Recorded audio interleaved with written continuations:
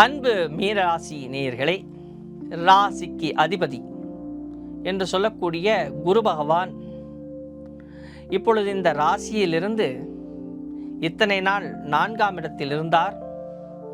அவர் இப்பொழுது 5ஆம் இடம் என்று சொல்லக்கூடிய கடகராசி மண்டலத்திற்குள் பிரவேசிக்கிறார். இந்த குரு பெயர்ச்சியின் மூலமாக உங்களுக்கு எவ்வளவு தூரம் வெற்றி, எவ்வளவு தூரம் அவர் மூலமாக உங்களுக்கு நன்மைகள் நடக்கப் போகிறது, நீங்கள் எந்தெந்த விஷயத்தில் கவனமாக இருக்க போகிறீர்கள் என்பதை பற்றித்தான் நாம் இப்போ பார்க்க போகிறோம்.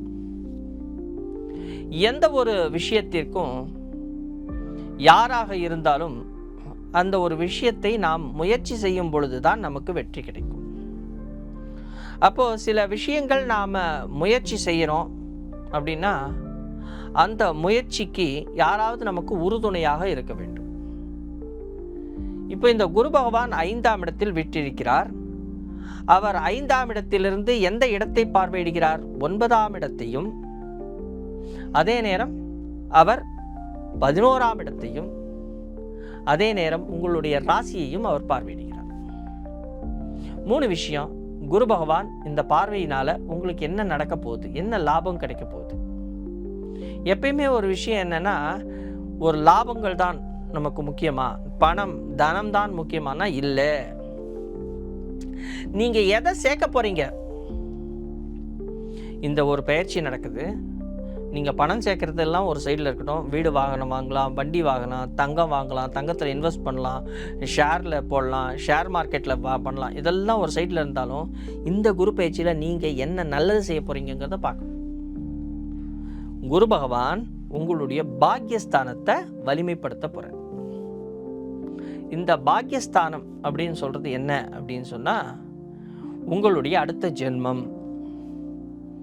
இப்போ எப்பயுமே நம்மளுக்கு சில நேரத்தில் இப்போ இந்த ஜென்மத்துக்கு வழி சொல்லுப்பா, அதுக்கு அடுத்தது அடுத்த ஜென்மத்துக்கு போகலாம் அப்படின்னா, இந்த கர்மாவில் நாம் இப்போது செய்கிறோம் இல்லையா, சில கர்மாக்கள் அது நல்ல கர்மாக்களாக கணக்கில் வச்சுக்கிட்டா தான் நமக்கு இன்னும் ஒரு 5 வருஷம் கழிச்சோ 10 வருஷம் கழிச்சோ நம்மளுக்கு சில நல்லது நடக்கும்.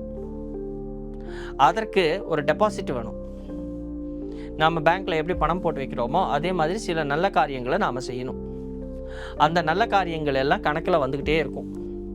இப்போ யாருக்கோ ஒருத்தவங்களுக்கு உணவு வாங்கி தரீங்க, இல்லை ஏதோ ஒரு ஜீவராசிக்கு ஏதோ ஒன்று தரீங்க உங்கள் கையால், இதெல்லாம் கணக்கில் வரும். இது உங்களுக்கு உங்களுடைய கஷ்டகாலமான நேரத்தில் அந்த கஷ்டங்களுக்கு அது உறுதுணையாக இருக்கும், அல்லது உங்களுடைய குழந்தைகளுக்கு அது உறுதுணையாக இருக்கும், அதாவது உங்களுடைய சந்ததிகளுக்கு அது உறுதுணையாக இருக்குது.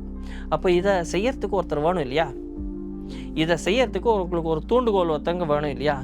இதுதான் பாக்கியம். இந்த பாக்கியஸ்தானத்தை வலிமை செய்ய போகிறது யாரு? குரு பகவான். இப்போ குரு பகவான் உங்களை தூண்டி விடுவார். அதை செய், இதை செய் அப்படின்னு சொல்லிட்டு சொல்லி தருவார். அப்போ இது போன்ற நீங்கள் செய்யும் பொழுது அந்த முயற்சிகளை நீங்கள் செய்யும் பொழுது, அந்த தூண்டுதல் இருக்கும் பொழுது உங்களுக்கு என்ன கிடைக்குது? பாக்கியம். இந்த பாக்கியத்தின் மூலமாக உங்களுடைய வெற்றி நிர்ணயிக்கப்படுகிறது. வெற்றினா இந்த ஜென்மத்தினுடைய வெற்றி மாத்திரமில்லை, அடுத்த ஜென்மத்திற்கான வெற்றியும் இங்கே நிர்ணயிக்கப்படுகிறது இந்த குரு பகவானின் மூலமாக. இதெல்லாம் சேர்ந்துதான் உங்களுக்கு லாபத்தை தருகிறது.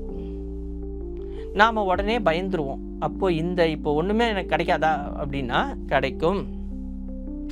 இப்போ பேசுறது எல்லாமே கோச்சார பலன், அதாவது கோள்களில் எந்த இடத்தில் சென்று கொண்டிருக்கிறது, அவற்றின் மூலமாக என்ன பலன் கிடைக்கிறதுங்கிறது தான். சுய ஜாதகத்தினுடைய பலன்னு ஒன்று இருக்கு. உங்களுடைய லக்னம் மாறுபட்டு இருக்கும்.